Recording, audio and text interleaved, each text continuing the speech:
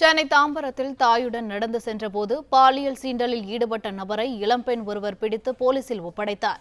இதுகுறித்த கூடுதல் விவரங்களை எமது செய்தியாளர் வசந்தன் வழங்க கேட்கலாம். வணக்கம் வசந்தன், விவரங்கள் என்ன?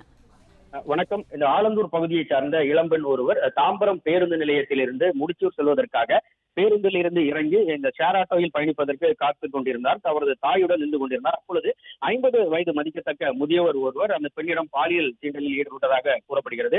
இதனால் அந்த பெண் அந்த நபரிடம் வாக்குவாதத்தில் ஈடுபட்டதோடு அவரை கன்னத்தில் பலார் என அறைந்துள்ளார். அது மட்டுமின்றி அருகில் இருந்தவர்கள் உதவியுடன் அங்கு உதவி மையம், காவல் உதவி மையத்தில் ஒப்படைத்தார். அதாவது அந்த இடத்தில் இருந்து அவர் தப்பித்து செல்ல முற்பட்ட பொழுது அவரின் சட்டையை பிடித்து இழுத்து அந்த காவலர்களிடம் ஒப்படைத்தார். அவர் மீண்டும் காவல்துறையினர் அவரை அங்கிருந்து அழைத்து காவல் நிலையம் அழைத்து வந்தனர். அங்கு விசாரணை மேற்கொண்ட பொழுது அவர் உளுந்தூர்பேட்டை பகுதியை சார்ந்த துரை என்பதும் இந்த தாம்பரம் பகுதியில் தங்கி சமையல் வேலை செய்து வருவதும் தெரிய வந்தது.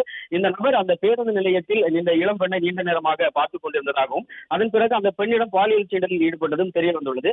முதற்கட்ட விசாரணையில் இவர் போதையில் இருப்பதும் இவர் தெரியாமல் நான் இதை செய்துவிட்டேன் என மன்னிப்பு கேட்டுள்ளார். இருப்பினும் இவர் இந்த பொதுவெளியில், அதாவது தாம்பரம் பேருந்து நிலையத்தில் பட்டப்பகலில் இதுபோன்று இந்த பெண்ணிடம் அத்துமீறலில் ஈடுபட்டதால் காவல்துறையினர் அவர் மீது வழக்கு பதிவு செய்து அவரை சிறைக்கு அனுப்பும் நடவடிக்கைகளில் தற்பொழுது ஈடுபட்டு வருகின்றனர். பிளே ஸ்டோர் மற்றும் ஆப் ஸ்டோரில் இருந்து பாலிமர் செயலியை QR கோடு மூலம் பதிவிறக்கம் செய்யுங்கள். செய்திகளை உடனுக்குடன் பெறுங்கள்.